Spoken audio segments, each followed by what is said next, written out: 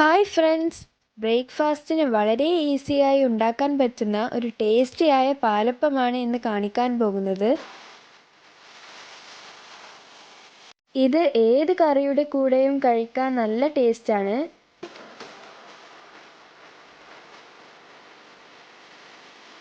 അപ്പോൾ ഇതിനു വേണ്ട ഇൻഗ്രീഡിയൻസ് എന്തൊക്കെയാണെന്ന് നോക്കാം.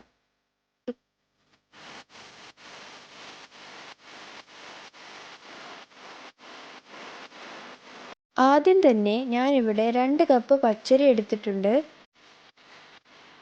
ഇത് കഴുകിയെടുത്തതിന് ശേഷം ഒരു 4 മണിക്കൂർ വെള്ളത്തിൽ കുതിരാൻ വെക്കണം.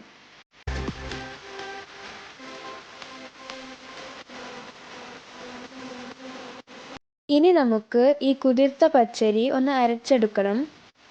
അതിനായി മിക്സിയുടെ ജാറിലേക്ക് പകുതി അരി ഇട്ട് കൊടുക്കാം.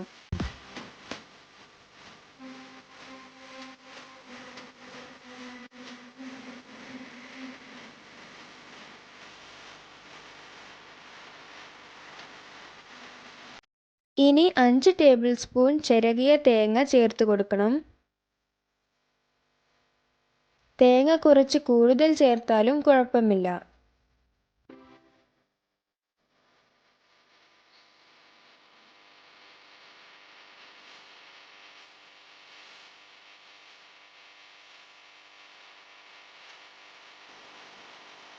അടുത്തതായി ഇതിലേക്ക് 4 ടേബിൾ സ്പൂൺ ചോറ് ചേർത്ത് കൊടുക്കാം.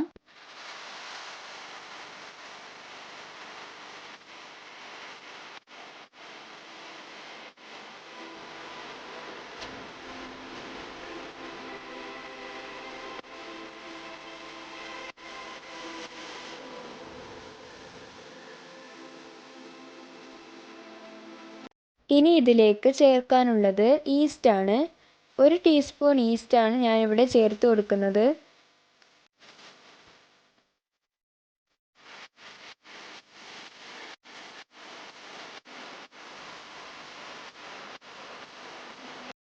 ഇതിലേക്ക് അരയാൻ ആവശ്യമായ വെള്ളം ചേർത്ത് കൊടുക്കാം.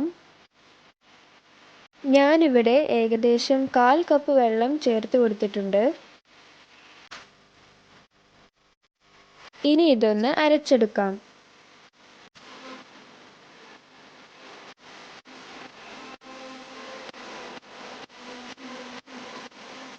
അപ്പോൾ ഇത് നന്നായി അരച്ചെടുത്തിട്ടുണ്ട്.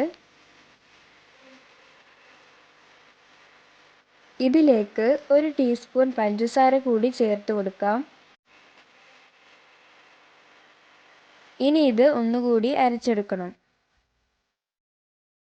അപ്പോൾ നമ്മുടെ പാലപ്പത്തിനുള്ള മാവ് റെഡി ആയിട്ടുണ്ട്. ഇനി ഇതൊരു ബൗളിലേക്ക് മാറ്റാം. ഈ മാവ് അധികം കട്ടിയായോ ലൂസായോ അരക്കരുത്. ഇതാണ് അതിൻ്റെ പാകം. ഇനി ബാക്കിയുള്ള അരിയും നേരത്തെ അരച്ചതുപോലെ തന്നെ അരച്ചെടുക്കണം. അരക്കുന്ന സമയത്ത് വെള്ളത്തിന് പകരമായി തേങ്ങാവെള്ളം ചേർത്ത് കൊടുക്കുന്നത് ഒന്നുകൂടി സോഫ്റ്റ് ആവാനും പൊങ്ങി വരാനും നല്ലതാണ്.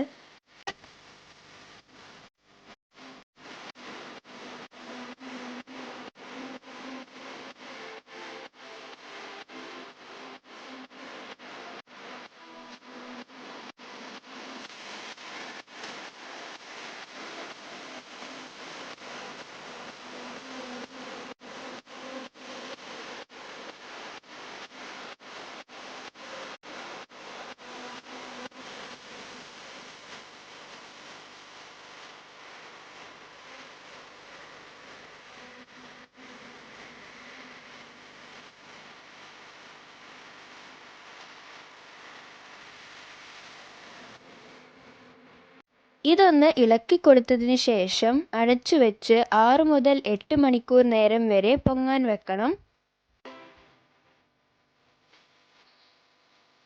ഇത് 7 മണിക്കൂർ ആയപ്പോഴേക്കും പൊങ്ങി വന്നിട്ടുണ്ട്. ഇനി ഇതിലേക്ക് ആവശ്യത്തിന് ഉപ്പ് ചേർത്ത് കൊടുക്കാം.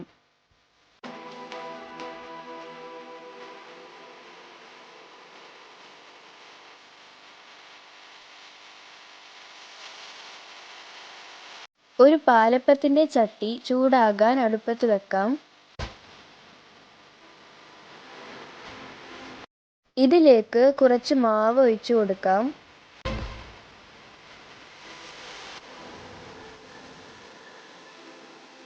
ഇനി ചട്ടി ഒന്ന് ചുറ്റിച്ചെടുക്കണം.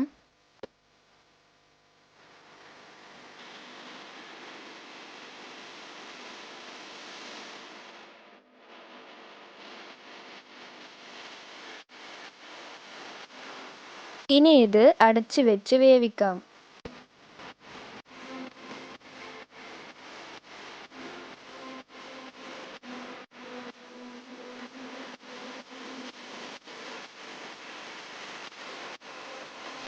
അപ്പോൾ നമ്മുടെ പാലപ്പം റെഡി ആയിട്ടുണ്ട്. ഇനി ബാക്കിയുള്ളതും ഇതുപോലെ തന്നെ ചുട്ടെടുക്കാം.